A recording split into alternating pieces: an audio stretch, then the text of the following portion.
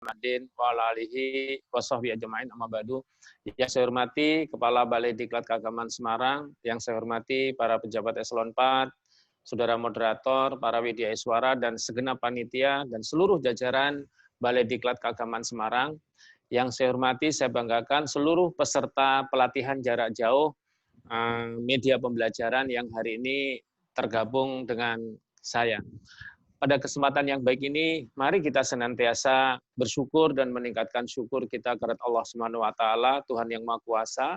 Alhamdulillah atas curahan rahmat dan karunia serta taufik dan hidayahnya, kita semua dalam kondisi sehat walafiat, tetap dapat menjalankan tugas dan kewajiban kita dengan sebaik-baiknya. Mudah-mudahan apa yang kita niatkan, kita ikhtiarkan, kita rencanakan, kita lakukan, selalu mendapatkan perlindungan dan ridha Allah Subhanahu wa taala. Salawat dan salam semoga terlimpah pada junjungan Nabi besar Muhammad sallallahu alaihi wasallam. Pertama saya menyampaikan terima kasih kepada Balai Diklat Keagamaan Semarang yang untuk sekian kalinya mengundang saya untuk bergabung dalam pelatihan jarak jauh. Yang kedua, saya mengucapkan selamat kepada saudara-saudara yang hari ini tergabung dalam pelatihan jarak jauh untuk media pembelajaran. Saudara sekalian, kepada saya diminta untuk menyampaikan nilai-nilai sumber daya manusia Kementerian Agama. Saya akan memberikan pengantar beberapa hal, kemudian nanti kita bicara fokus ke Kementerian Agama terkait dengan nilai-nilai dan prospek SDM ke depan.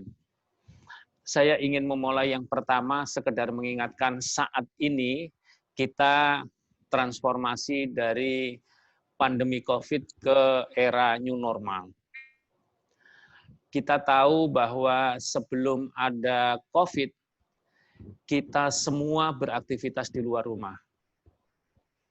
Pagi hari kita keluar rumah, kita di jalan penuh sesak, ada yang di kantor, di sekolah, di madrasah, di mall, di pusat-pusat perbelanjaan, dan seterusnya, semua ingin bergegas di sana.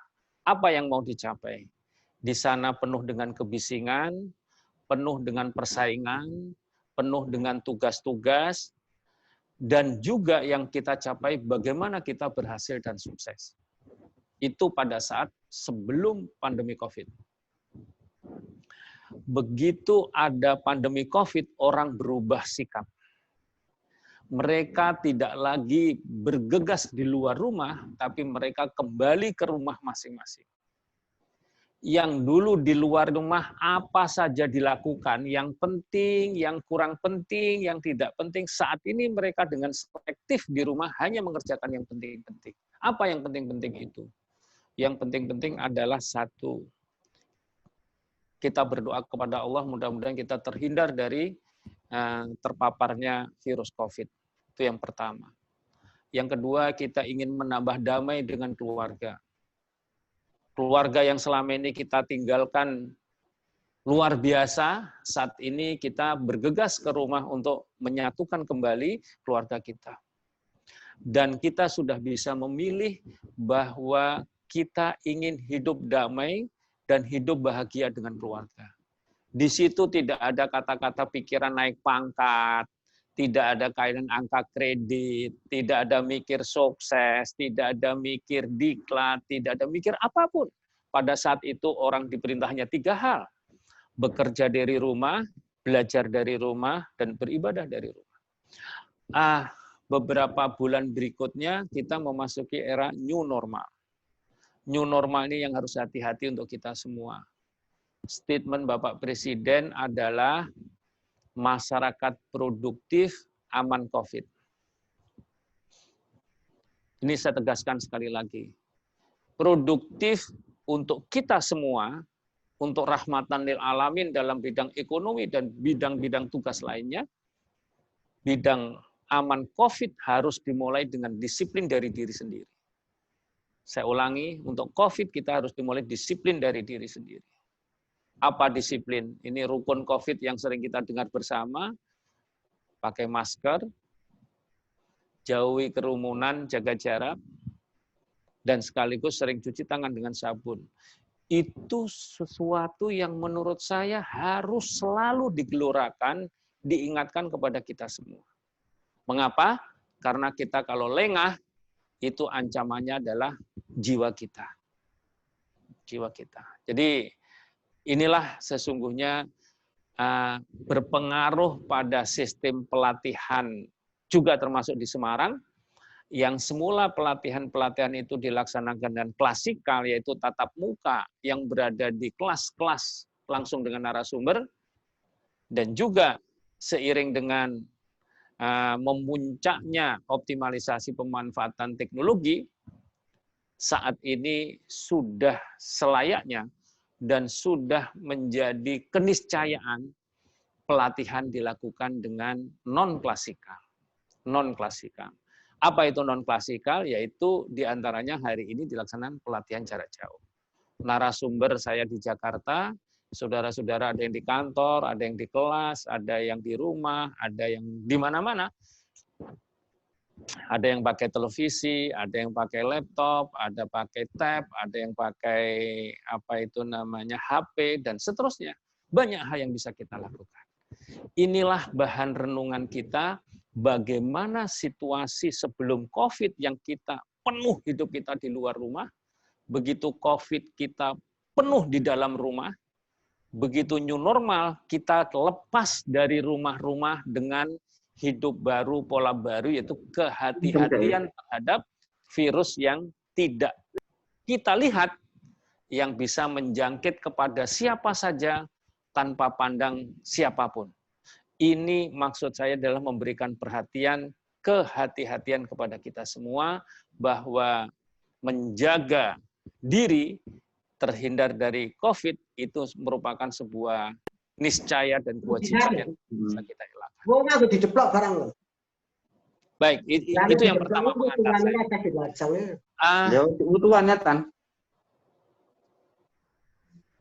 Baik, yang kedua, hari ini pelatihan yang sangat baik, yaitu pelatihan multimedia, sangat baik. Ratusan jenis pelatihan yang dilaksanakan oleh Pusdiklat maupun Balediklat ke depan ini supaya kita juga bisa menyongsong ke depan, fokus pelatihan ini bernuansa pada 3 hal. 3 hal. Jadi mungkin di 2021, 2022, mungkin saja sampai 2024 dan seterusnya, kita tidak tahu nanti apa perubahan yang terjadi. Nah, yang pertama, di akhir tahun 2020 dan mungkin di 2021, Diklat difokuskan pada pemanfaatan multimedia. Semua guru, semua aparatur, penyuluh agama, petugas apapun harus dibekali bagaimana berkomunikasi dan bagaimana melakukan pembelajaran atau penyuluhan berbasis teknologi digital. Ini merupakan niscaya. Nah, saat ini saya ingin menyampaikan, karena memang dadakan, guru-guru saat ini menurut survei yang saya baca, mengapa mengajar multimedianya kurang maksimal? Karena sesungguhnya bahan yang disampaikan, media yang digunakan itu sesungguhnya adalah sesuatu yang disampaikan secara manual, tetapi dipaksakan dengan berbasis multimedia. Jadi kesannya siswa menjadi agak kaku, kontrolnya menjadi kurang, guru juga tidak puas, gurunya yang mengajar juga setengah stres, muridnya yang terima juga stres. Mengapa stres? Karena bahan-bahan manual dipaksakan untuk disajikan secara virtual. Salah satu contoh, kalau anak-anak mengikuti pelajaran dari guru-guru, itu 40, 50, sampai 100 menit sudah pusing. Tapi kalau dia lihat YouTube atau lihat film, itu berjam-jam tidak pusing. Ini menunjukkan bahwa berbeda media yang dikemas secara manual dengan yang dikemas. Kita ingin menciptakan sebuah kemasan-kemasan pembelajaran yang betul-betul sebuah pendekatan yang dalam ilmu metodologi pembelajaran disebutkan pembelajaran yang menyenangkan. Ini memang menjadi tantangan untuk kita, khususnya dalam pembelajaran berbasis multimedia. Itu yang pertama. Kemudian yang kedua, kita tidak tahu kapan COVID ini berakhir. Kita tidak tahu. Seperti apa ke depan kita tidak tahu. Makanya seluruh aktivitas apapun termasuk pelatihan harus selalu diiringi dengan materi mengingatkan tentang bahaya COVID dan cara mengantisipasinya. Ini menjadi sangat penting. Mengapa? Karena kita sangat tidak menginginkan terjadinya wabah itu menimpa pada kita dan keluarga kita dan bangsa kita dan umat manusia. Jadi sesungguhnya diklat-diklat ke depan akan fokus pada bagaimana menyelamatkan aparatur Kementerian Agama dan juga aparatur-aparatur yang terkait dengan Kementerian Agama, yaitu masyarakat, termasuk para siswa, para santri, dan seterusnya, ini bagaimana terselamatkan. Baik itu difasilitasi, kemudian diberikan pelatihan-pelatihan, dilatih dengan habituasi, dan seterusnya, sehingga mereka betul-betul insya Allah bisa terhindar, dan sambil kita berdoa yang cukup kita serius, mudah-mudahan virus COVID ini cepat diangkat oleh Allah SWT dari bumi Nusantara ini. Kita sama-sama seperti itu. Nah, kemudian yang ketiga, sangat menarik ke depan ini adalah yakin bahwa guru menghadapi tantangan yang sangat keras di dalam pembelajaran, termasuk penyuluh, termasuk kita, dan semuanya saat ini sudah dirasakan apa? Yaitu tentang adanya paham-paham yang dipandang ekstrim, dipandang liberal, dipandang intoleransi, dipandang radikal, walaupun ini kesana kemari banyak diperbincangkan, maka diklat ke depan bagaimana membuat umat ini damai dan rukun. Disitulah ada sebuah pendekatan ke depan adalah ada pelatihan, yang pelatihan ini adalah fokus pada moderasi beragama. Baik mereka dilatih khusus sebagai instruktur moderasi maupun seluruh pelatihan itu dimasukkan materi moderasi, termasuk kurikulum juga ke moderasi, termasuk penyuluh juga dibekali moderasi, termasuk pelatihan-pelatihan aparat Kemenak selalu dibekali dengan moderasi. Ini 3 hal penting yang ingin saya sampaikan kepada saudara-saudara. Jadi hari ini Kepala Balai Diklat Keagamaan Semarang sangat bijak dan sangat antisipatif.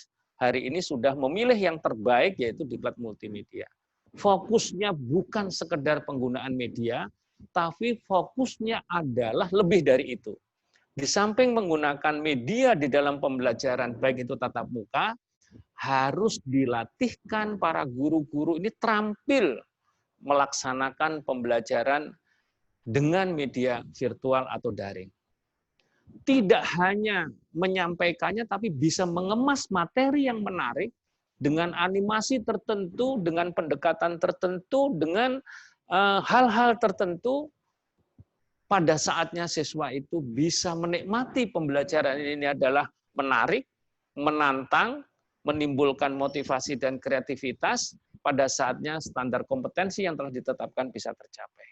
Ini sesungguhnya menjadi penting dan saya sangat senang Kepala Balai Diklat Keagamaan Semarang memilih sesuatu yang tepat hari ini melakukan pilihan memperbanyak diklat-diklat atau pelatihan-pelatihan terkait dengan multimedia ini. Ini adalah yang kedua. Yang ketiga, saudara sekalian, mari kita lihat madrasah. Saat ini di dalam pelatihan-pelatihan itu ada sekelompok guru, ada sekelompok guru madrasah maksud saya, ada sekelompok guru pendidikan agama dan guru-guru yang ada di bawah kementerian, di luar Kementerian Agama. Yang selalu mempertentangkan beberapa hal. Dimulai dari yang ringan, paling ringan ini.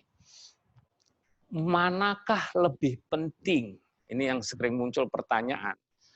Seorang guru merapikan administrasinya absen lah, bikin inilah, RPP lah ini, tapi ngajarnya tidak bagus. Administrasinya rapi, tapi ngajarnya tidak bagus. Ini menurut saya tidak baik. Yang baik itu ya administrasinya rapi, ngajarnya bagus.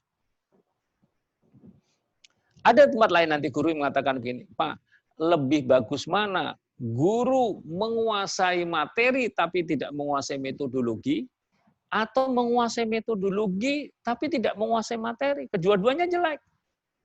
Kedua-duanya jelek.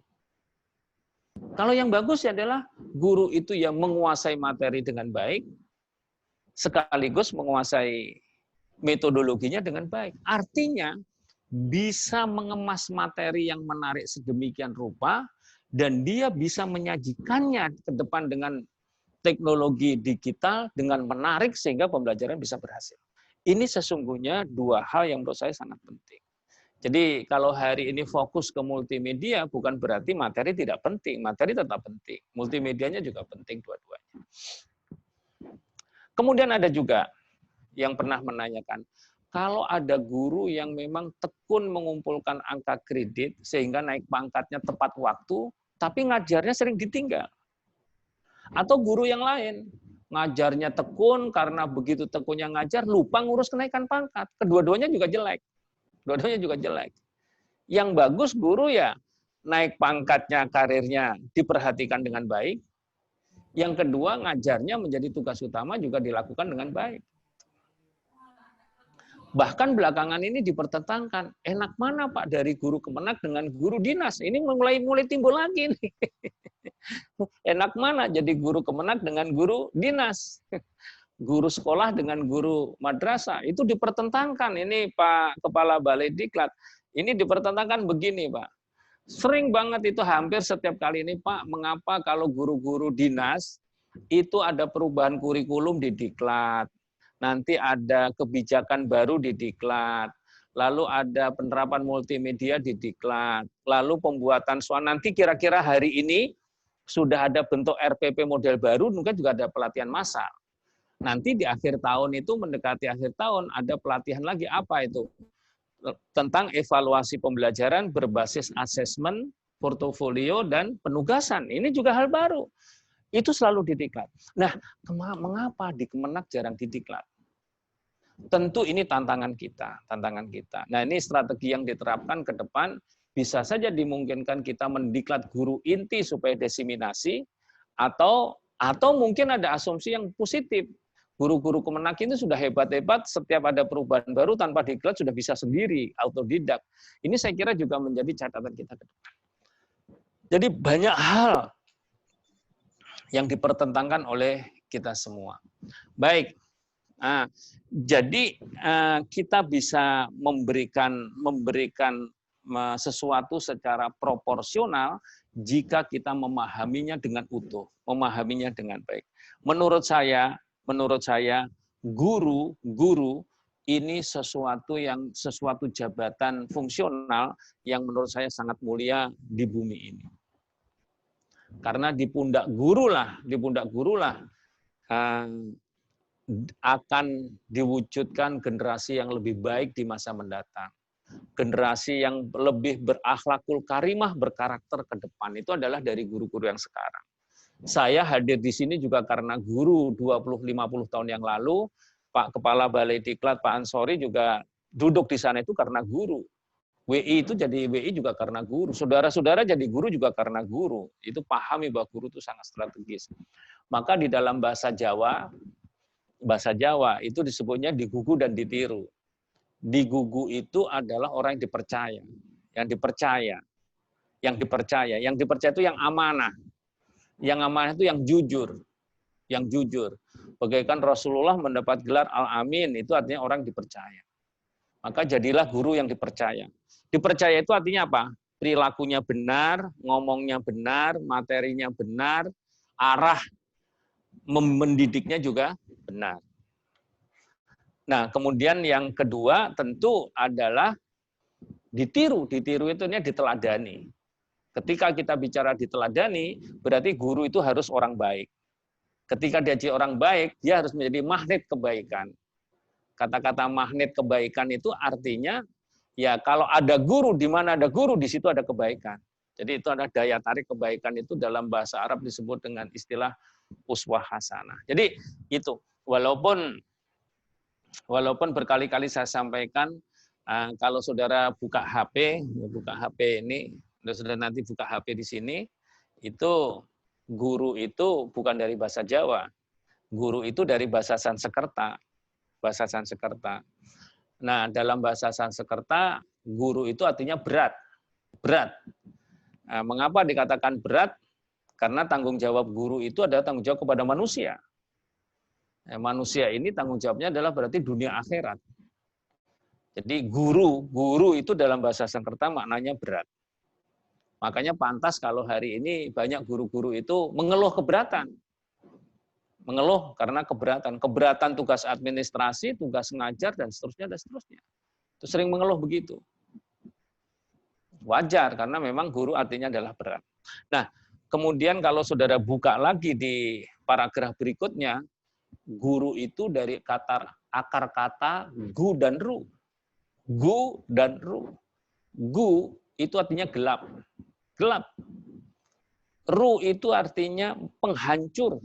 Penghancur. Jadi Anda sebagai guru itu tugasnya adalah sehari-hari menghancurkan kegelapan. Apa artinya? Membuat orang yang tidak bisa nulis bisa jadi nulis, yang tidak bisa baca jadi bisa baca, yang bodoh jadi pintar, yang tersesat kembali ke jalan yang benar, yang malas menjadi rajin, yang tidak disiplin menjadi disiplin, yang tidak bisa beribadah menjadi beribadah, itu tugas guru. Jadi tugas guru di sini sesungguhnya adalah menghancurkan kegelapan itu dalam bahasa Arab, mengantarkan manusia minaz zulumat ilan nur. Ini penting untuk kita semua. Oh iya, tugas saya itu adalah sangat berat ini. Tetapi yakinlah sesuai dengan hadis Rasulullah, bu'istu muta'alliman. Sesungguhnya aku diutus oleh Allah adalah untuk belajar dan mengajar. Jadi sesungguhnya tugas yang sangat mulia kepada guru. Baik, saudara sekalian, begitu pentingnya posisi guru sebagai ini. Mari kita lihat tentang SDM Kementerian Agama. SDM Kementerian Agama. Jadi sebelum ke nilai saya ingin menyampaikan bahwa SDM Kementerian Agama, sumber daya manusia Kementerian Agama, sesuai dengan PMA 19/2020, PMA 19/2020, di situ disebutkan bahwa SDM Kemenak itu ada 4. Ada 4. Mudah-mudahan saudara masuk di dalamnya ini, 4 ini. 1 adalah PNS Kemenak. Jadi kalau hari ini ada guru PNS Kemenak, itu sudah menjadi kapling nomor 1. Dia adalah kapling nomor 1. Kapling 1 maksud saya. Kemudian kapling yang kedua, atau rumah yang kedua, itu adalah honorer Kemenak. Honorer Kemenak. Jadi honorer Kemenak ini adalah salah satu SDM Kementerian Agama, honorer Kemenak. Kemudian yang ketiga adalah P3K. Tapi P3K ini rumahnya sudah ada tapi belum diisi. Masih kosong kaplingnya, P3K. Pegawai pemerintah dengan perjanjian kerja. Nah, kemudian yang keempat adalah unsur masyarakat yang membantu tugas Kemenak. Tugas Kemenak. Jadi melihat kondisi seperti ini berarti guru-guru pendidikan agama yang ada di sekolah itu adalah SDM Kementerian Agama. Walaupun NIP-nya ada di dinas, karena dia bekerja atas nama agama, itu adalah SDM Kementerian Agama. Ini supaya kita pahami. Nah, saudara sekalian, agar SDM ini bisa bekerja dengan baik, bisa melaksanakan tugas dengan sebaik-baiknya, maka Kementerian Agama dan juga secara nasional itu menerbitkan beberapa dokumen yang kita ketahui tentang nilai-nilai dasar. Nilai-nilai dasar. Nilai ini sesungguhnya adalah sebagai motivasi, sebagai spirit kita untuk bekerja. Setidaknya saya kesempatan ini ingin menyampaikan 3 nilai yang menurut saya penting. Pertama adalah revolusi mental. Revolusi mental, ini adalah secara nasional. Yang kedua adalah ikhlas beramal. Ikhlas beramal. Yang ketiga adalah nilai nilai, kode etik, dan perilaku kemenang. Nilai, kode etik, dan perilaku kemenang. Saya ulangi, ada 3 hal ini ingin saya sampaikan, pokok-pokok pikiran ini. Saudara sekalian, yang pertama, di dalam revolusi mental itu terkandung 3 hal penting, 3 nilai di dalamnya. Jadi nilai revolusi mental itu ada 3 hal penting yang juga patut kita hayati dan kita warnai di dalam melaksanakan tugas. Apa 3 nilai itu? Yang pertama adalah integritas. Integritas. Memberikan spirit kita bekerja dengan jujur dan amanah. Nah, kembali lagi ke sana, itu jujur dan amanah.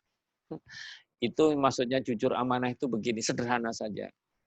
Kalau Pak Menteri berkali-kali mengatakan agar orang atau para kemenang itu punya relasi antara casing dengan isi. Casing dengan isi. Jadi jangan ngomongnya ngalor tapi hatinya ngidul. Jangan ngomong casingnya putih, dalamnya abu-abu. Itu maksudnya yang paling sulit kita seperti itu. Nih, ini tolong menjadi catatan, integritas, jujur. Yang kedua adalah etos kerja. Etos kerja. Jadi yang pertama tadi saya kan integritas, yang kedua adalah etos kerja. Etos kerja ini artinya mari kita bekerja sungguh-sungguh berdasarkan aturan. Jadi etikanya kita kerja ini serius. Yang kedua ya sesuai dengan aturan.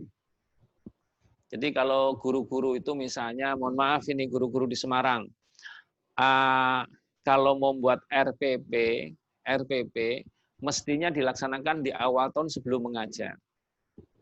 Tapi jangan dibalik, ngajar dulu, di akhir tahun pengawas mau datang, baru lembur membuat RPP. Itu tidak tepat. Karena RPP ini sesungguhnya adalah untuk memperbaiki kinerja pembelajaran. Bukan untuk menjinakkan hati pengawas. Ini kan berbeda nih. Tapi saya yakin di Semarang tidak ada, tidak dilakukan itu. Nah ini satu bentuk model bahwa etos kerja menjadi penting. Mari kita kerja serius dan kita bekerja sesuai dengan aturan. Kemudian yang ketiga adalah gotong royong. Gotong royong. Nah, gotong royong ini artinya kita ini tidak boleh mengatakan sukses itu saya atau aku. Tetapi sukses itu adalah kita. Guru itu sukses bukan karena guru saja, tapi ada faktor lain. Saya kira ini menjadi penting untuk kita. Apa faktor lain? Ya ada kepala sekolah, ada pengawas, ada komite, ada siswa, dan seterusnya. Jadi itulah sesungguhnya di dalam revolusi mental mengajak, memberikan spirit kepada kita untuk bekerja dengan jujur, untuk bekerja dengan sungguh-sungguh sesuai dengan aturan, dan bekerja sama. Ini menjadi penting. Saudara sekalian, lalu yang kedua, saya berkali-kali menyampaikan yang kedua ini tentang ikhlas beramal. Nilai yang terkandung di dalam ikhlas beramal. Di dalam ikhlas beramal, setidaknya ada 3 nilai penting yang bisa kita petik dari dalilnya. Ikhlas beramal itu. Apa ikhlas beramal? Nilai yang pertama dalam ikhlas beramal adalah mengajak kepada kita untuk bekerja sungguh-sungguh. Bekerja sungguh-sungguh. Orang yang ikhlas itu kerjanya sungguh-sungguh. Yang kerjanya abal-abal, asal-asalan itu tandanya tidak ikhlas. Orang yang ibadahnya ikhlas itu ibadahnya serius dan khusyuk. Tapi yang tidak ikhlas itu ibadahnya ya cepat saja, tidak tahu apa yang dibaca. Ini menunjukkan bahwa orang yang membuat RPP-nya bagus, ngajarnya bagus, membuat kisi-kisinya bagus, soalnya bagus, medianya bagus, itu tandanya ngajarnya ikhlas. Jadi itulah ikhlas ditandai dengan kesungguhan di dalam melaksanakan tugas. Itu yang pertama.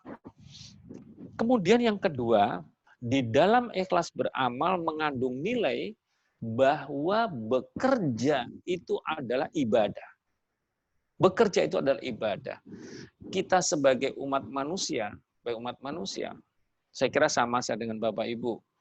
Umat yang taat beragama, Apapun yang kita lakukan dalam hidup dan kehidupan ini adalah untuk ibadah, nilai ibadah. Jadi ikhlas beramal itu bernilai ibadah. Makanya orang-orang di Kementerian Agama khususnya dan juga saya kira semua umat beragama itu kalau memulai pekerjaan menyebut nama Tuhan. Yang Muslim Bismillahirrahmanirrahim. Mengakhirinya dengan bersyukur pada Tuhan. Alhamdulillahirrahmanirrahim. Ini menunjukkan bahwa aktivitas apapun yang kita lakukan itu mengandung nilai ibadah. Ini penting untuk kita. Kemudian yang ketiga, di dalam ikhlas beramal ada nilai yang penting untuk kita. Nilainya apa? Adalah tidak menuntut hak di luar aturan. Tidak menuntut hak di luar aturan. Nah, orang yang tidak menuntut hak di luar aturan itu namanya adalah bersyukur. Syukur. Jadi ikhlas beramal mengandung 3 nilai yang harus kita pahami, sungguh-sungguh, bekerja untuk ibadah, dan mengajak kita untuk selalu mensyukuri nikmat-nikmat Tuhan. Insya Allah kalau kita bersyukur, Allah akan memberikan yang berlipat ganda nikmat-nikmat yang lain. Jadi ini menjadi hal penting untuk kita pahami. Saudara sekalian, kemudian ada nilai yang ketiga di Kementerian Agama, yang tadi saya sebutkan adalah nilai kode etik dan perilaku kemenang. Di situ ada 5 nilai. Ada 5 nilai yang sangat penting. Apa nilai itu? Apa nilai itu? Yang pertama adalah keimanan dan ketakwaan kepada Tuhan Yang Maha Esa. Seluruh aparatur Kementerian Agama dalam bekerja atas dasar keimanan dan ketakwaan kepada Tuhan Yang Maha Esa. Tidak sekuler, karena kita umat beragama. Maka dalam melaksanakan tugas harus dimulai dengan niat bahwa kita adalah sebagai insan yang beriman dan bertakwa pada Tuhan. Itu yang pertama. Kemudian yang kedua, merujuk pada yang di atas tadi adalah integritas. Bekerja dengan jujur. Itu yang kedua. Bekerja dengan jujur. Itu yang kedua. Kemudian yang ketiga adalah profesionalitas. Profesionalitas ini bekerja dengan baik. Bekerja dengan baik. Kalau saya katakan bekerja dengan baik, itu kepanjangannya 2. Bekerja yang baik dan bekerja dengan baik. Bekerja yang baik itu di dalam bahasa Inggris namanya efektif. Bekerja dengan baik itu adalah efisien. Saya ulangi, bekerja yang baik itu efektif, tapi bekerja dengan baik itu efisien. Kalau Pak Jokowi katanya lebih singkat lagi, bekerja tepat, cepat. Tepat itu adalah efektif, cepat itu adalah efisien. Jadi inilah sesungguhnya profesional. Nah, kemudian yang keempat adalah tanggung jawab. Tanggung jawab. Nah, saya ingin menyampaikan kepada saudara-saudara, bahwa kita sebagai guru, apalagi sebagai orang yang beriman dan juga kita guru, kita mempunyai 2 lapisan tanggung jawab. Ini tolong direnungkan 2 lapisan tanggung jawab. Lapisan pertama adalah lapisan administratif. Itu namanya disebut akuntabilitas administratif. Tanggung jawab administratif itu ya guru kepada kepala sekolah, guru kepada komite, guru kepada pengawas, guru kepada atasannya. Itu namanya tanggung jawab administratif. Atau kalau sudah di ACC beres, ACC beres itu namanya administratif. Tetapi kita yakin bahwa kita ini bekerja punya tanggung jawab moral. Tanggung jawab moral itu tanggung jawab kita kepada Allah Subhanahu wa taala, Tuhan yang Maha Kuasa. Apakah yang kita lakukan ini menurut Tuhan itu baik atau tidak baik? Apakah kita jujur atau tidak? Apakah ilmu kita yang kita berikan kepada anak-anak itu memberikan manfaat atau tidak?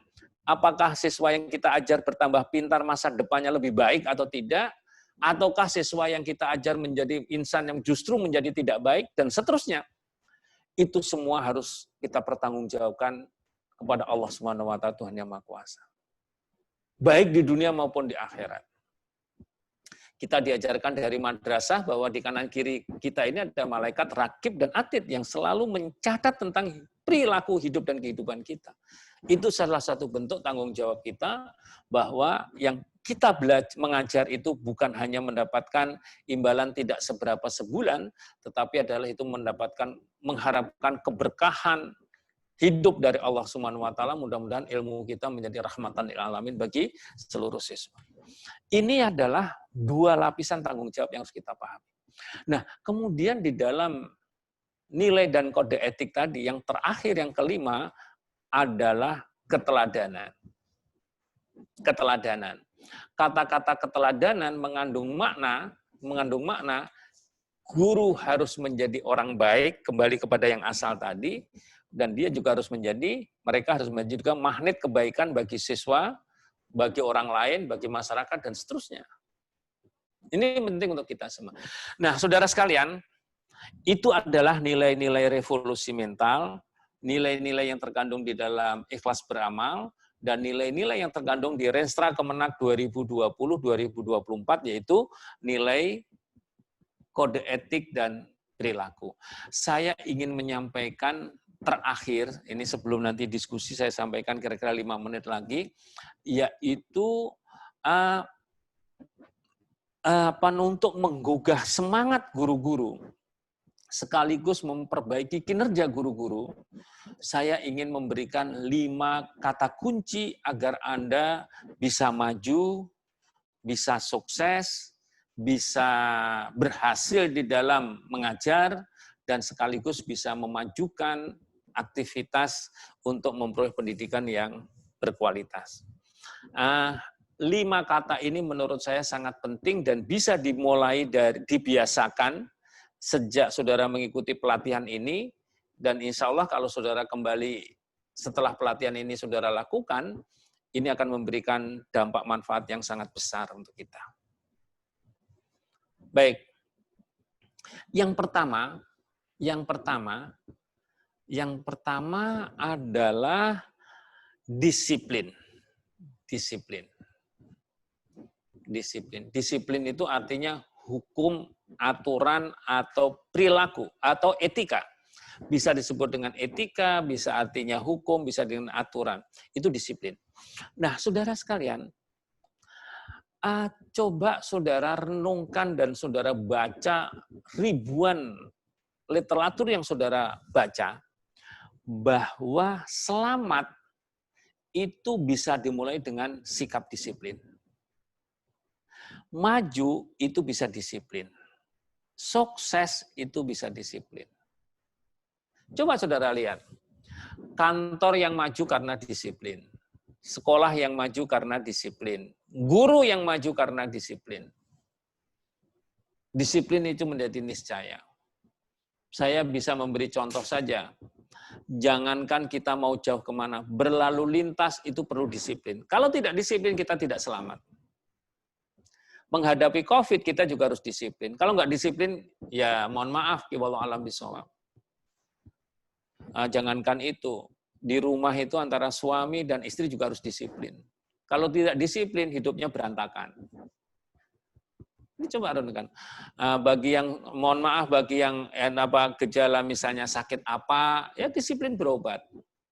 Disiplin olahraga. Disiplin beribadah. Disiplin membuat RPP, disiplin santun kepada siswa, disiplin untuk tidak marah-marah, dan seterusnya. Jadi sesungguhnya satu kata disiplin mengandung makna yang sangat tinggi bagi kita yang ingin sukses. Coba saudara renungkan, apa saja disiplin? Di rumah disiplin, di masyarakat disiplin, di luar disiplin. Bagi yang sudah misalnya mohon maaf, oh ya saya ini punya penyakit darah tinggi. Ya disiplinlah, jangan makan durian, jangan makan daging kambing berlebihan, jangan berolahraga yang berlebihan. Itu adalah harus disiplin. Oh iya,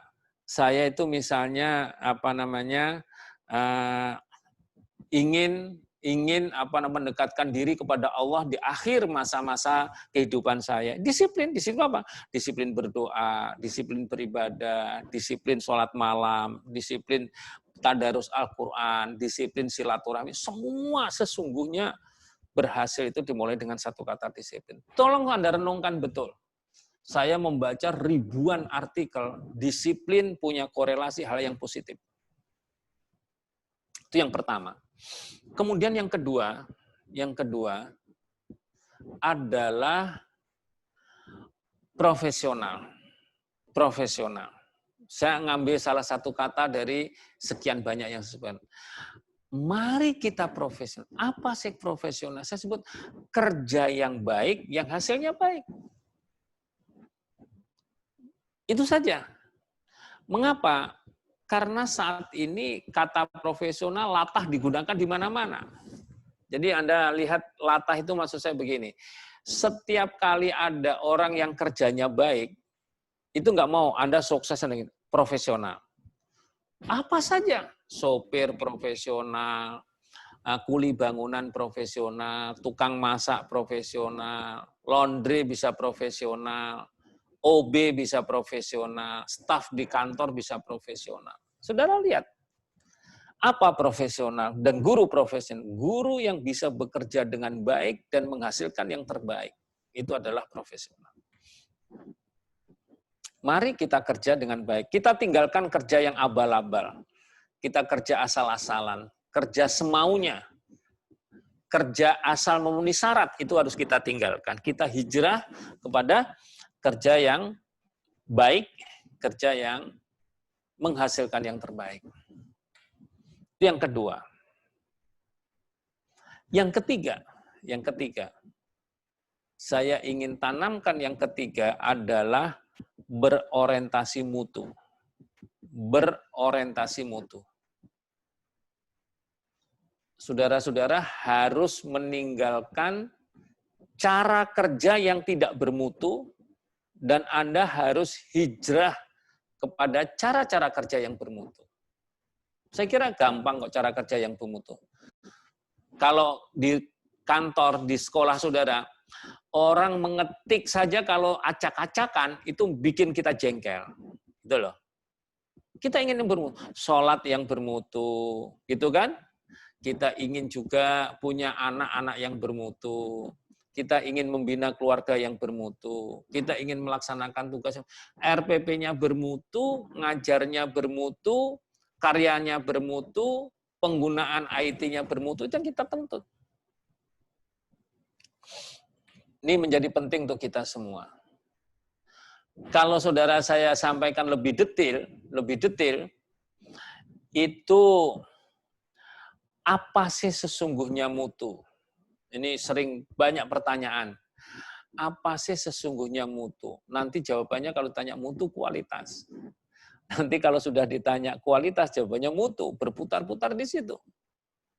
Saya kira guru yang paham ketika gurunya lagi itu menanyakan telur dengan ayam dulu mana, pasti jawabannya adalah dulu telur. Tapi kalau pertanyaannya itu ayam dengan telur dulu mana, jawabannya pasti lebih dulu ayam. Jadi sesungguhnya jawaban itu harus sesuai dengan pertanyaan. Jadi kalau Anda ditanya ayam dengan telur dulu mana, dulu ayam, jelas. Tapi kalau pertanyaannya telur dengan ayam dulu mana, jelas dulu telur. Saya kira nggak bisa dibantah itu. Nah, saya kembali kepada mutu. Jadi semua dalam era modern, era milenial, era kompetitif, era persaingan seperti ini, sesungguhnya yang bakal laku di pasar itu adalah yang bermutu. Yang tidak bermutu nggak bakal laku. Madrasah yang bakal diramaikan oleh para siswa itu madrasah yang bermutu. Madrasah yang bermutu mulai ditinggalkan orang. Saudara bayangkan kalau misalnya di sekolah saudara punya guru ada 20. Guru ada 20. Yang mutu 15. Yang tidak bermutu 5. 5 itu sesungguhnya ada juga boleh, nggak ada nggak apa-apa. Bikin masalah iya. Kalau saya boleh agak tegas misalnya, saudara-saudara ini guru. Ini guru ini. Kalau punya kepala sekolah tidak bermutu atau kepala madrasah tidak bermutu, itu bikin pusing saudara itu. Sama dengan kalau guru tidak bermutu itu bikin pusing siswa. Sama, Pak. Gitu. Jadi sesungguhnya inilah, maka di dalam statement beberapa teman-teman menyebutkan katanya yang tidak bermutu itu, ya kalau yang bermutu itu merupakan investasi, maka yang tidak bermutu ini bukan investasi. Bahkan saudara-saudara mungkin berpikir dalam ilmu balaghah yang bukan investasi itu jadi beban. Jadi beban, Pak. Jadi kalau saudara itu jadi guru, murid di kelas itu 20, yang pintar 15, yang tidak bisa apa-apa 5. Maka yang 5 itu jadi beban. Kalau Anda punya TU 3, yang 1 setiap diperintah selesai, yang 2 tidak pernah selesai, maka yang 1 itu investasi, yang 2 itu jadi beban. Coba Anda pikirkan, Anda cari pembantu rumah tangga, pembantu di rumah, pembantunya tidak bermutu, itu jadi beban saudara terus. Diomelin lah, dimarahin, tetap aja begitu, namanya tidak bisa apa-apa. Itu sama dengan Anda, kalau punya kepala madrasah saya sebut tadi, punya kepala madrasah, IT tidak bisa, bahasa asing tidak bisa, ngomongnya juga ke sana kemari, bahkan ada cenderung integritasnya rendah, itu akan bikin saudara pusing sendiri, jadi beban. Ini tolong ke depan akan begitu. Jadi kita cari qori yang mutunya bagus, cari imam sholat yang mutunya bagus, cari guru yang ngajarnya bagus, cari kepala sekolah yang ngajarnya bagus, yang tidak bagus atau yang abal-abal itu dengan sendirinya dia bukan investasi. Tapi begini, di Semarang jangan terlalu tegang begini, Pak. Misalnya ini bapak-bapak nanya gitu, Pak, kalau begitu suami kalau punya istri tidak bermutu beban atau tidak, misalnya gitu ya. Itu jangan diomong, Pak, itu, Pak. Cukup disimpan dalam hati. Nanti dibalik juga ibu-ibunya nanya, Pak, kalau kita punya suami tidak bermutu itu beban atau tidak, itu jangan diomong. Itu cukup disimpan dalam hati, Pak. Jadi ini, saudara hari ini ikut gabung dengan saya, pakai laptop yang bermutu dengan tidak bermutu, rasanya beda, Pak. Kalau laptopnya bermutu, itu tenang, enak, nyaman. Tapi kalau laptopnya hidup mati sambil nungguin laptop, sambil deg-degan, Pak. Bisa sampai selesai enggak gitu loh. Jadi sekarang segala sesuatu yang tidak ini akan jadi beban. Misalnya bawa HP bagus, oke. Pulsa tidak ada, beban juga, Pak. Masa bawa HP tidak ada pulsanya? Itu akan beban juga. Ini dan seterusnya ya. Saya boleh Pak menyampaikan Pak. Bapak kalau punya TU tidak bermutu beban untuk Bapak. Bapak kalau punya sopir tidak bermutu jadi beban Bapak. Sampai atau enggak ke tujuan gitu Pak. Bapak naik mobil, sopirnya ugal-ugalan, tidak punya kualitas, itu Bapak deg-degan dalam mobil. Sampai atau enggak gitu loh Pak. Jadi sesungguhnya kita ingin meningkatkan mutu madrasah karena coba Anda lihat, guru itu disertifikasi, diberikan tunjangan fungsional, madrasahnya diakreditasi, dinegrikan, diberikan BOS, diberikan BOP. Untuk apa, Pak? Satu kata, mutu. Tolong ini menjadi renungan untuk kita semua. Ya, Pak ya. Itu adalah yang ketiga. Yang keempat adalah kuasai teknologi digital. Kuasai teknologi digital. Jadi tidak peduli guru masa lalu, masa sekarang, masa depan, artinya guru yang usianya sudah 60, mendekati 60, atau mungkin masih yang 35, atau yang 25, atau teknologi digital merupakan niscaya. Hari ini tidak boleh berdebat begini, Pak. Hai, guru-guru muda, Anda itu anak murid saya. Anda usianya baru 35-40 tahun, teknologi digital nih. Iya itu Bapak itu orang kuno itu kagak ngerti nih. Ada tempat nih. Dulu saya mengajar tanpa dengan komputer muridnya hebat-hebat. Itu dulu Pak, itu dulu. Jadi nggak usah berdebat begitu. Menurut saya ya semaksimal mungkin dikuasai, kalau memang yang sudah senior-senior betul tidak terlalu terampil IT, minimal ada bahan softwarenya sudah masuk dalam laptop sehingga di kelas tinggal ngeklik, klik sajalah, nggak usah bikin. Itu saya kira juga salah satu untuk upaya untuk ini. Jadi gitu Pak, sekarang ini menurut saya, Bapak sekarang yuk, saya agak leluasa lah Pak, Bapak sekarang mikirkan ini Pak, HP ini Pak. Anda butuh HP melayani. Coba Bapak cek. Anda bertanya, HP menjawab. Anda bertanya, HP menjawab. Anda tersesat, HP memberi petunjuk. Anda tidak ngerti, HP memberi pengertian. Anda ikut apa saja bisa. Jadi ketika kita di jalan tidak tahu arah, buka Google Map, kita diarahkan oleh dia. Kemana kita akan pergi? Ketika Anda misalnya ingin menjadi guru yang bermutu, klik di sini Pak. Artikel guru yang bermutu lebih dari 2.000 artikel Pak. Jadi sekarang ini Pak, saya menyampaikan berkali-kali, ini pelatihan multimedia. Bagaimana cara memanfaatkan multimedia? Kalau Anda buka di HP ini Pak, ratusan artikel bagaimana menyusun pembelajaran berbasis multimedia. Itu ada. Jadi sesungguhnya mau transfer uang dengan HP, kena tipu juga melalui HP juga, Pak. Kena tipu juga dengan HP juga. Transfer uang dengan HP, jangan-jangan bapak-bapak nanti nyari jodoh juga dengan HP, Pak. Apa yang tidak bisa dicari dalam HP, Pak? Cari lokasi bisa, pesan makanan bisa. Anda ingin tahu, guru agama ada berapa? Ada di sini. Orang baik masuk HP, orang jahat juga masuk HP, Pak. Orang yang tangkap-tangkap KPK juga di HP, Pak. Jadi sesungguhnya dunia ini sudah digenggam oleh HP ini. Anda misalnya guru sejarah, atau mungkin guru PKN, atau guru agama, atau guru apa saja. Anda buat RPP, klik di sini Pak, contoh RPP itu sudah model apa saja ada di sini Pak. Anda ingin tahu bagaimana ngaji yang bagus, Qori tingkat internasional dari Singapura, dari Arab Saudi, dari Kuwait, dari Indonesia, ada semua di sini, Pak. Nggak ada yang tidak ada, Pak. Soekarno saja membacakan teks proklamasi ada di sini, kok. Jadi sesungguhnya dunia dan seisinya itu sudah direkam oleh HP ini. Tergantung kapabilitas HP, kemudian juga tergantung kapabilitas orang yang menggunakannya. Sekarang kalau saya tanya, sesungguhnya antara HP dengan yang membawa HP itu pintar mana ya? Itu perlu dicek, Pak. Saya kira rata-rata kita lebih hebat HP-nya daripada cara menggunakannya. Jadi HP ini ternyata misalnya programnya itu ada 100, yang kita gunakan mungkin hanya 10 atau 15. Yang tersisa itu belum kita gunakan.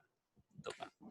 Jadi sekali lagi Pak, ingin ngaji yang bagus, cukup buka YouTube ini. Anda kalau ingin misalnya Pak membuat RPP, membuat karya tulis misalnya Pak, karya tulis apa saja yang Anda butuhkan, itu judulnya ada di sini Pak. Orang sekarang ini membuat tesis, buat disertasi cukup dengan HP Pak. Ini maka saya minta kuasai teknologi di kita. Itu yang keempat. Yang kelima adalah kesadaran belajar sepanjang hayat. Kesadaran belajar sepanjang hayat menurut saya penting, Pak. Ini Rasulullah bersabda dan menyampaikan kepada kita untuk belajar sepanjang hayat itu memang penting. Kalau guru-guru misalnya 2 bulan saja tidak mengikuti perkembangan, itu sudah sekarang tertinggal, Pak. Jangankan tahunan, Pak. Gitu. Artinya apa? Saat ini sudah waktunya day-to-day operation-nya. Tiap hari, Pak, kita buka HP, ada perkembangan apa yang terjadi. Tapi jangan WA group saja terus pusing kita, Pak. WA group terus pusing ini. Ya sekali-kali lah akses literasi, misalnya ini tentang guru, tentang pendidikan, tentang psikologi, tentang dampak agama terhadap COVID, tentang bagaimana melaksanakan pendidikan berbasis online. Ada semua tata cara di sini, ada semua, Pak. Bagaimana membuat animasi bahan ajar yang bagus ada di sini semua. Jadi kembali kepada tadi, Pak, mari kita mulai, Pak. Selama pelatihan kurang lebih mungkin 20 hari, saya tidak tahu sudah berapa hari, saudara-saudara mulai disiplinkan diri saudara dan lingkungan saudara. Disiplin dalam semua, Pak. Ibadah, kesehatan, makan, olahraga, melaksanakan tugas, beribadah, semua kita tata dengan disiplin. Yang kedua adalah mari kita kerjakan dengan sungguh-sungguh, dengan baik, dengan baik, dengan baik. Insya Allah kalau baik, hasilnya akan baik. Yang ketiga adalah kita selalu menginginkan yang bermutu, doa yang bermutu, ibadah yang bermutu, RPP yang bermutu, ngajar yang bermutu, bicara yang bermutu, berdoa yang bermutu, sholat yang bermutu, artinya yang khusyuk. Ini menurut saya penting untuk kita. Yang ketiga adalah mau tidak mau kita harus kuasai teknologi digital, Pak. Saudara yang gemar kitab kuning, Pak, apa yang tidak ada di sini, Pak? Ini tafsir Amarogi ada, Pak. Ibnu Katsir juga ada, Pak. Ya, Pak, tafsir apa Anda cari tafsir yang Jalalain aja di sini, Pak. Apa yang tidak ada? Kitab kuning di sini, kitab modern di sini, ekonomi, kooperasi. Anda cek. Misalnya ini apa? Anda tata cara melaksanakan haji ada di sini. Anda mau khutbah Jumat mendadak, oh ini khutbah ini bulannya bulan Safar. Contoh khutbah bulan Safar ada di sini. Doa awal dan akhir tahun ada. Oh ada teman mohon maaf kena musibah. Saya sudah jadi imam sholat. Sholat apa ini? Sholat jenazah. Saya lupa sholat jenazah itu seperti apa. Buka aja di HP, Pak. Oh, rukunnya begini, syaratnya ini. Langsung bisa, Pak. Mobil mogok aja bisa buka HP kok, Pak. Kok mobil saya mogok? Apa? Cek akinya, cek bahan bakarnya, cek ininya. Begitu dicek ternyata kabelnya kendor, dikencengin. Bisa jalan, Pak, gara-gara HP, Pak. Apa saja bisa kita lihat dengan HP. Yang terakhir adalah kita harus ada kesadaran belajar sepanjang hayat. Mudah-mudahan nilai-nilai yang saya sampaikan ini memberikan inspirasi dan sekaligus mendorong untuk kita semua untuk maju. Saudara sekalian, tentu kita mengikuti pelatihan ini adalah di samping bisa membekali saudara-saudara bekerja lebih baik, kita berdoa kepada Allah mendapatkan pengetahuan dan ilmu yang bermanfaat baik di dunia maupun di akhirat. Amin ya rabbal alamin. Terima kasih. Mohon maaf. Assalamualaikum warahmatullahi wabarakatuh. Assalamualaikum warahmatullahi wabarakatuh. Terima kasih Pak Kapus yang telah menyampaikan materinya dan teman-teman bisa menyimak dengan baik. Beberapa arahan dan beberapa hal yang disampaikan sangat bermanfaat bagi kita semuanya. Ingat-ingat ada 5 kata kunci ya, 5 mantra yang luar biasa. Dan tentunya kalau ini kita pegangi dan kita pedomani, teman-teman tidak hanya menjadi SPM Kemenak yang luar biasa, tapi akan melejitkan dan membawa Kementerian Agama menjadi kementerian yang luar biasa. Kami mohon untuk bisa berikan waktu untuk tanya jawab Pak Kapus. Silakan Pak, silakan. Kami persilakan teman-teman. Boleh mengangkat tangan yang akan bertanya. Pak Khairul siapa ya? Iya, siap. Pak Khairul, kemudian ada yang lain? Bu Asih ya? Bu Asih. Ya, satu lagi. Tidak ada. Pak Sutarman. Ya. Pak Sutarman. Baik, kami persilakan Pak Khairul. Silakan dibuka filternya. Oke. Terima kasih. Assalamualaikum warahmatullahi wabarakatuh. Waalaikumsalam warahmatullahi wabarakatuh. Ya, terima kasih Pak Masus yang kami hormati. Saya Khairul Anwar dari SMP Negeri 5 Wadas Selintang, Pak. Guru PAI SMP Negeri 5 Wadas Selintang. Kami memang secara kepegawaian mungkin kalau tadi dikatakan SDM Kemenak yang nomor 4, Pak. Karena secara kepegawaian saya dari dinas, tapi juga ada pembinaan dari Kemenak, yaitu dari seksi PAIS-nya itu, Pak. Ya. Terus yang kami tanyakan di sini, ini tadi luar biasa sekali materinya dan menyentuh kami sekali, bahwa yang akan kami tampilkan di sini tanyakan adalah bagaimana untuk membuatkan ataupun menumbuhkan rasa ikhlas yang memang sangat berat sekali itu, Pak. Contohnya saja dalam satu pembelajaran di media daring seperti ini, kita kadang tidak bisa langsung memberikan secara daring keseluruhan karena dari 60 anak umpamanya bisa masuk 20 ataupun 25 itu sudah luar biasa, Pak. Karena kami berada di pedesaan yang notabene-nya anak-anaknya itu banyak juga yang belum mempunyai perangkat HP yang bisa menjangkau daring yang seperti itu.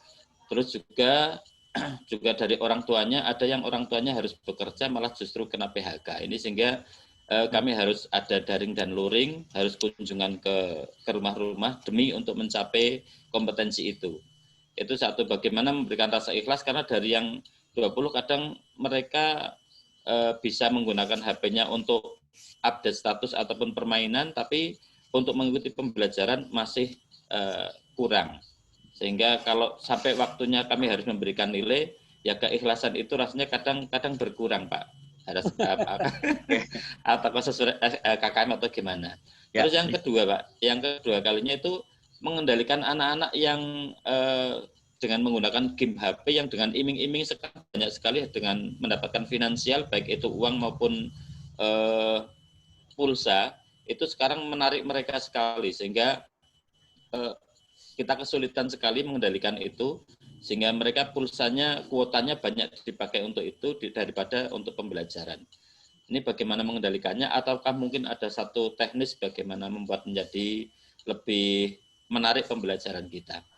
Yang ketiga kalinya, Pak, ini mudah-mudahan dari SDM Kemenak yang antar 4 itu nantinya dari Pusdiklat maupun Balidiklat bisa betul-betul bisa membina ke semuanya, sehingga apa yang diharapkan dari Kemenak itu dari kita itu sebagai SDM Kemenak bisa betul-betul menjadi satu garda terdepan untuk membina anak-anak ke depan menjadi lebih berkualitas di dalam ibadahnya maupun di dalam pengetahuannya. Itu saja mungkin, Pak, sementara yang bisa kami tanyakan. Terima kasih. Assalamualaikum warahmatullahi wabarakatuh. Waalaikumsalam warahmatullahi wabarakatuh. Ada 3 pertanyaan untuk Pak Mas Usi. Kita lanjutkan ke penanya kedua. Ibu Asih, kami persilakan singkat dan padat. Assalamualaikum warahmatullahi wabarakatuh. Waalaikumsalam warahmatullahi wabarakatuh. Yang pertanyaan saya yang pertama, ini sebenarnya bukan pertanyaan, tapi sebuah pernyataan, Pak. Jadi Masya Allah sekali, Alhamdulillah saya bersyukur pagi ini bisa mengikuti apa yang disampaikan Pak Mas Usi dengan baik, termasuk urusan sinyal, Alhamdulillah lancar. Jadi kalau tadi disampaikan bahasa Sangsekerta guru itu berat, ini terus terang sedang merasakan hal yang terjadi gitu, Pak, antara tuntutan administrasi guru, sementara akhir-akhir ini kan di madrasah kami, saya dari Manwonogiri, Pak, itu ada tuntutan administrasi sudah harus selesai akhir September ini, termasuk analisis ulangan begitu. Ada diklat ini, tambah lagi untuk saya juga berpikir tentang kenaikan pangkat, sehingga ada tawaran diklat PTK, akhirnya juga ikut begitu, sehingga memang ada merasakan tumpukan bahwa menjadi guru itu berat, itu sedang terasakan gitu. Belum lagi wali laporan guru yang sebagai wali kelas, ada anak yang nggak mengerjakan, dan lain sebagainya. Bahkan seperti yang disampaikan Pak Khairul tadi, tanggung jawab sebagai wali bahkan harus sampai membelikan kuota anak, karena kenapa banyak guru yang melaporkan tidak mengerjakan, ternyata orang tuanya petani dan seterusnya gitu, yang intinya saat ini kan sedang kekeringan di Wonogiri, sehingga butuh air bersih juga begitu ya. Ya, kemarin Wonogiri sempat memberikan bantuan air bersih bahkan ke beberapa desa di Plos. Jadi kondisi itu sampai ya sebagai wali akhirnya harus gitu, sehingga sempat muncul saya menemui bendahara begitu ya, bendahara bos, ya ada dana kuota untuk guru enggak dan lain sebagainya. Tapi dengan materi pagi ini begitu ya tentang ikhlas beramal tadi ada 3 yang salah satunya tidak menuntut hak di luar aturan begitu. Maka insya Allah ini tercerahkan begitu, Pak. Jadi terima kasih sekali, alhamdulillah saya juga bersyukur bisa mengikuti tanpa kendala kuota untuk pagi ini. Kendala sinyal enggak ada. Nah, pertanyaan saya berkaitan dengan statement tadi, Pak. Bahwa ketika Kemendikbud itu ada aturan baru dari pemerintah begitu ya, Kemendikbud langsung ada diklat-diklat dan lain sebagainya. Terus terang untuk RPP 1 lembar itu saya mendapatkan pertama kali itu juga dari MGMP tingkat SMA begitu. Jadi baru kemudian memang ada kemudian di Kemenak dan seterusnya. Nah ini kalau tadi ada statement guru MA harus belajar otodidak, itu bagi yang tahu informasinya. Ketika memang tidak ada informasinya dan guru itu nggak ada keinginan untuk belajar, akhirnya ya tidak mencari tahu informasi terbaru begitu. Sehingga ini yang mungkin menjadi harapan kami dari grassroots begitu ya. Ketika memang itu lebih, ketika ada sesuatu yang baru begitu, lebih cepat sampai ke kami guru yang notabene langsung ada di lapangan begitu. Ya. Itu Pak mungkin curhatan saya pagi ini. Terima kasih. Assalamualaikum warahmatullahi wabarakatuh. Waalaikumsalam warahmatullahi Terima kasih, Bu wabarakatuh. Asih. Berikutnya Pak Sutarman, kami silakan, Pak. Assalamualaikum warahmatullahi wabarakatuh. Waalaikumsalam warahmatullahi wabarakatuh. Dr. Masusi, Kapus Diklat. Pertanyaan saya yang pertama ini dan permohonan kalau bisa ini untuk guru-guru, karena saya bertugas di MINU 06 berarti swasta, ini untuk disiplin guru, terus keinginan berubah, keinginan untuk maju, terutama guru-guru yang ini nyuwun sewu untuk yang guru-guru non PNS ini, itu memang masih jauh lah, masih jauh, sehingga kalau yang kita inginkan itu ada diklat khususnya, walaupun di Baldik itu sudah ada, tapi untuk menjangkau keseluruhannya ini kalau bisa lebih diperluas lagi untuk yang guru-guru swasta, biar nanti kedisiplinannya, keinginan untuk maju, ini lebih merata, Bapak. Terus selanjutnya berkaitan dengan pembelajaran jarak jauh, terutama karena kami ini berada di daerah pesisir, yang mayoritas dan di daerah wisata, ini untuk pembelajaran jarak jauh ini memang mengalami banyak kendala, terutama banyak karena kami di tingkat madrasah yang paling bawah, ini banyak anak-anak ini yang tidak mempunyai HP, mempunyai handphone. Mereka ini HP-nya miliknya orang tua. Kalau mereka orang tuanya bekerja, otomatis jelas HP-nya dibawa, tidak bisa mengikuti PJJ. Bahkan dalam satu madrasah kami yang mempunyai HP, ini memang pada awalnya itu cuma 32%, Bapak, 32% dari keseluruhan siswa. Maka kami ya mengambil langkah, ada pembelajaran daring, ada pembelajaran luring, ini sehingga mereka bisa terlayani dengan sebaik-baiknya. Dan terutama HP-nya pun orang tua ini juga istilahnya RAM-nya juga sedikit. Terus kalau kita isi berbagai macam aplikasi, ini jelas bahkan banyak laporan tuh HP-nya banyak yang rusak. Ini Bapak kendala kami di lapangan. Terima kasih. Assalamualaikum warahmatullahi wabarakatuh. Waalaikumsalam warahmatullahi wabarakatuh. Terima kasih, tiga penanya dan sangat banyak yang disampaikan. Kami mohonkan Bapak Masusi untuk memberikan tanggapan. Baik, terima kasih Pak. Tentu saya pertama terima kasih pada teman-teman saya, para guru di Jawa Tengah yang tergabung hari ini. Yang kedua juga terima kasih ada 3 yang memberikan tanggapan yang sangat baik. Mudah-mudahan ini bisa memperkaya juga bagi yang lainnya.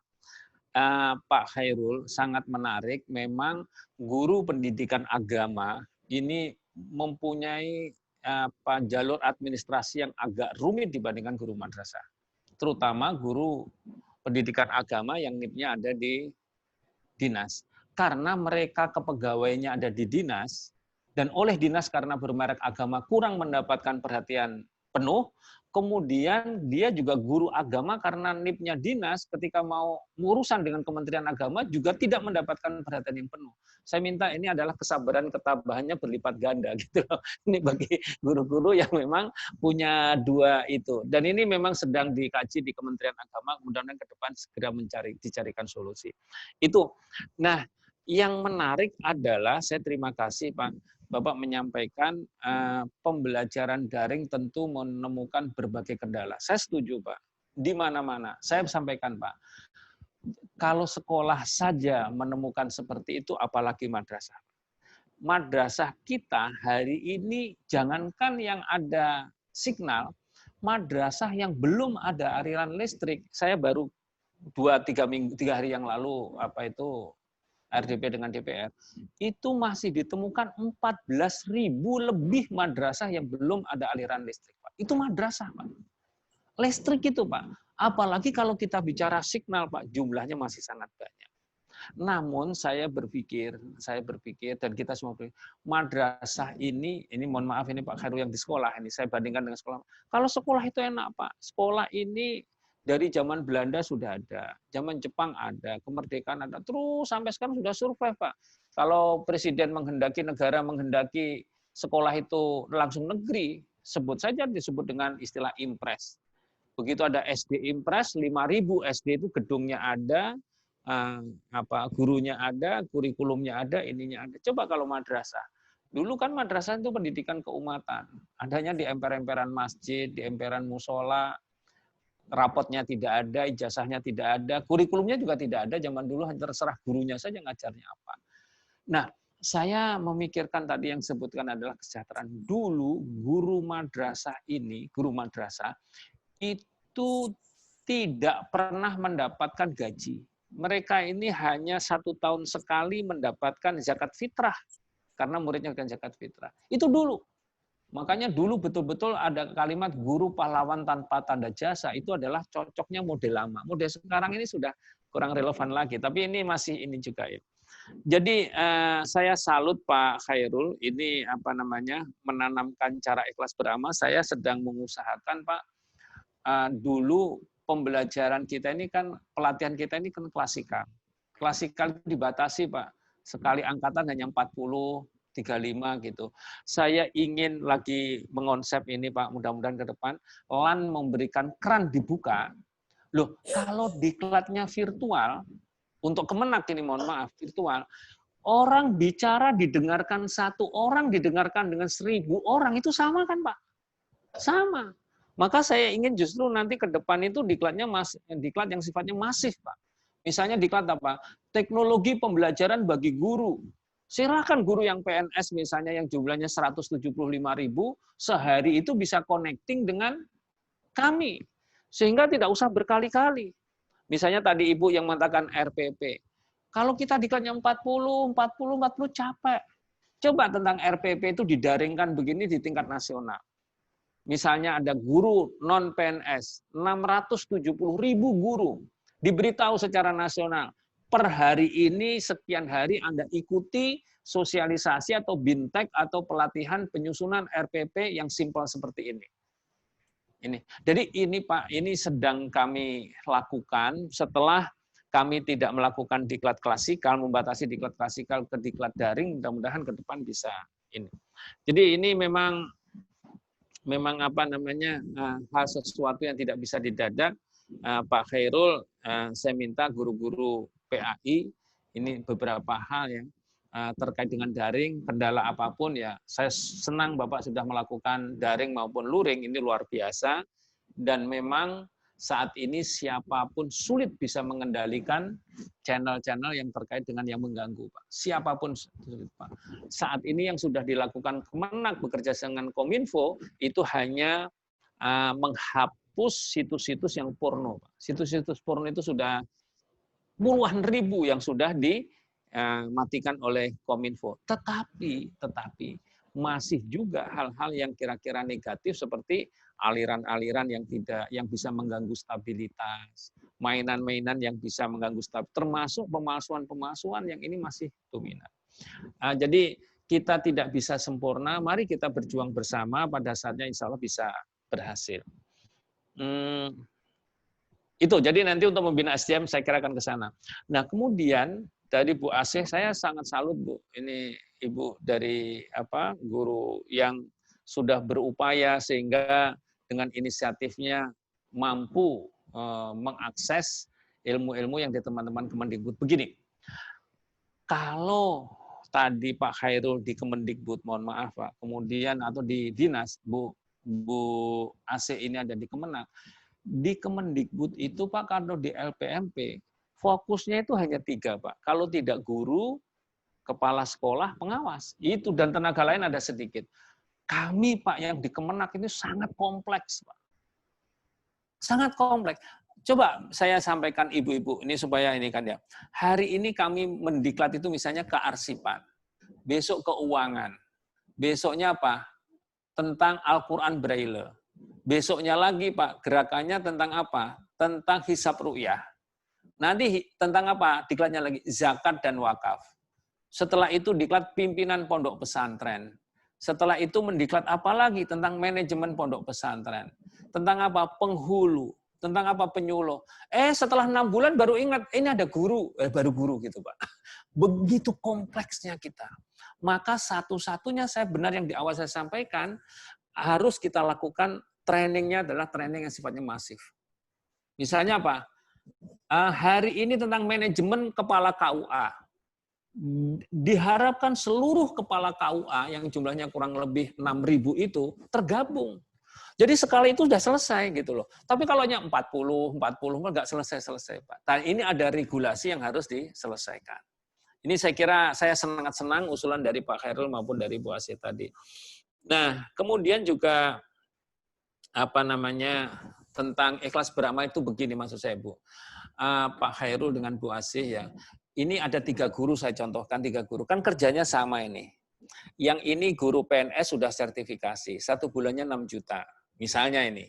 Kemudian ini guru yang PNS sudah belum sertifikasi misalnya 3,5 juta. Gajinya maksud saya. Yang ini guru honor hanya 1 juta. Kerjanya sama kan Pak? Kerjanya sama. Nah inilah yang harus diberitahu, yang 1 juta tidak usah menuntut 3 juta, yang 3 juta jangan menuntut 6 juta. Itu namanya ikhlas itu di situ. Kita berdoa yakin, kalau yang 1 juta itu seharusnya dibayar 5 juta, hanya yang 1 juta dicairkan di dunia, yang 4 juta itu adalah nanti akan dicairkan di akhirat insya Allah. Itu yang bisa kita lakukan seperti itu, karena yakinlah di dunia ini serba sementara, yang abadi adalah di akhirat nanti. Ini sangat penting menurut saya untuk kita pahami. Kemudian tadi saya sangat sedih juga Pak, tadi Bapak saya lupa namanya sebutkan dari MI swasta yang menyatakan Pak non PNS, kami perhatikan Pak, kami perhatikan. Jadi bahkan kami baru saja menerbitkan PMA Pak, yang secara legal formal diizinkan oleh Menteri Agama untuk mendiklat guru-guru non PNS. Saudara lihat sekarang kan lagi kerjasama dengan World Bank juga sasarannya kepala madrasah non PNS dan juga guru-guru non PNS. Saya kira ini menjadi penting untuk kita semua. Kalau ada hambatan PJJ di bidang ketersediaan alat, juga masalah signal, juga masalah kuota, juga masalah kemampuan menggunakannya, juga masalah praktiknya, itu sesuatu yang menurut saya wajar. Karena ini kan dadakan, perubahan yang dadakan, Pak. Saya saja mohon maaf, diprotes oleh, anak-anak saya sudah gede-gede, cucu saya yang sekolah di MI kelas 6, itu protes juga. Wah, panggil saya ya, Njit lah panggilnya. Itu mengatakan begini, kami yang biasanya 8 nilainya tetap 8. Tapi teman-teman saya yang nilainya biasanya 6, 7 kok sekarang 9. Ada apa? Gitu loh Pak. Ini juga kontrolnya belum ketat. Jangan-jangan ketika soal itu diluncurkan ke rumah, yang anaknya hanya menunggu, yang mengerjakan boleh jadi guru privatnya, boleh jadi bapak ibunya, boleh jadi adalah orang lain. Kita tidak tahu. Itu anak-anak sudah bisa protes. Belajar nggak belajar percuma katanya. Karena apa? Saya serius belajar mati-matian 8. Teman-teman hanya main-main sudah dikerjakan bapaknya, ibunya mendapat 9. Ini kan jadi sesungguhnya kita belum sempurna. Mari belum sempurna kita bersama-sama, insya Allah beberapa waktu yang akan datang bisa menjadi sempurna. Saya pikir gitu Pak Moderator, sekali lagi saya terima kasih dan mohon maaf bila ada hal yang kurang berkenan. Saya akhiri, billahi taufiq wal hidayah, wallahul muwaffiq ila aqwamit thoriq. Assalamualaikum warahmatullahi wabarakatuh. Assalamualaikum warahmatullahi wabarakatuh. Terima kasih Pak Mas Susi yang telah menyampaikan materinya dengan luar biasa, dan kita doakan semoga tetap sehat walafiat, bisa memimpin teman-teman kita semuanya, dan tetap diberikan kesehatan dan kebahagiaan di dunia dan akhirat. Amin ya rabbal alamin. Terima kasih atas waktunya. Kemudian materi sudah cukup. Dan, terima kasih. Saya mohon pamit sekaligus Pak, mau rapat ke sebelah saya Pak ya. Terima kasih. Terima kasih Pak. Teman-teman yang kami hormati, seperti yang saya jelaskan di depan bahwa untuk materi hari ini Bapak Ibu sudah bisa mengakses materi di sistem PLC.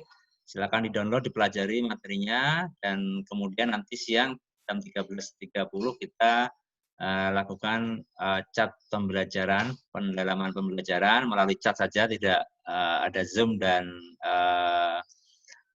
meeting secara online, secara video, kita melalui chat di sistem BLC. Pastikan semuanya masuk di chat room dan kita nanti diskusi bersama-sama di sana. Di LK, teman-teman mohon diperhatikan untuk batas waktu pengiriman sehingga nanti tidak ada peserta yang terlambat mengirim tugas. Ya. Kemarin saya perhatikan ada beberapa peserta sudah terlambat dan kalau Anda terlambat artinya Anda tidak bisa mengikuti materi setelahnya. Anda akan keluarkan dari grup tentunya sistem. Karena itu mohon diperhatikan biar nanti bisa mengerjakan pembelajaran dengan baik. Saya kira itu untuk hari ini. Terima kasih atas atensinya dan kesempatan luar biasa Bapak Ibu bisa bertemu dengan Pak Kapus, bisa sharing dan bisa mendapatkan beberapa masukan yang baik. Ada yang pengen ditanyakan? Ada Pak. Gimana? Pak. Siapa? Sofa Pak. Pak. Gimana Pak Sofa? Halo. Halo Pak. Dengar Pak? Ya, silakan. Ya. Ini Pak, kebetulan saya sudah buka LK05 kan. Nah, di situ salah satunya adalah memasukkan minimal 5 siswa untuk bergabung dalam kelas Anda di Google Classroom kan. Nah, 5 siswa ini apakah nanti diambil dari teman-teman sendiri seperti di LK2 itu atau siswa kita di madrasah, Pak? Terima kasih. Oke. Silakan masuk di grup aja, grup kelas aja. Jadi tidak usah siswa kita, tapi teman-teman yang ada. Kemarin kan sudah bentuk kelompok tuh, yang di LK2. Ya, kembali ke kelompok yang LK2 saja, biar mudah koordinasinya. Saya kira itu ya. Terima kasih, Pak. Oke. Baik, kita akhiri bersama dengan bacaan Alhamdulillah. Alhamdulillahirrahmanirrahim. Maaf jika ada kekurangan. Akhirnya, Assalamualaikum warahmatullahi wabarakatuh. Waalaikumsalam warahmatullahi wabarakatuh. Akan live semuanya. Oke, terima kasih.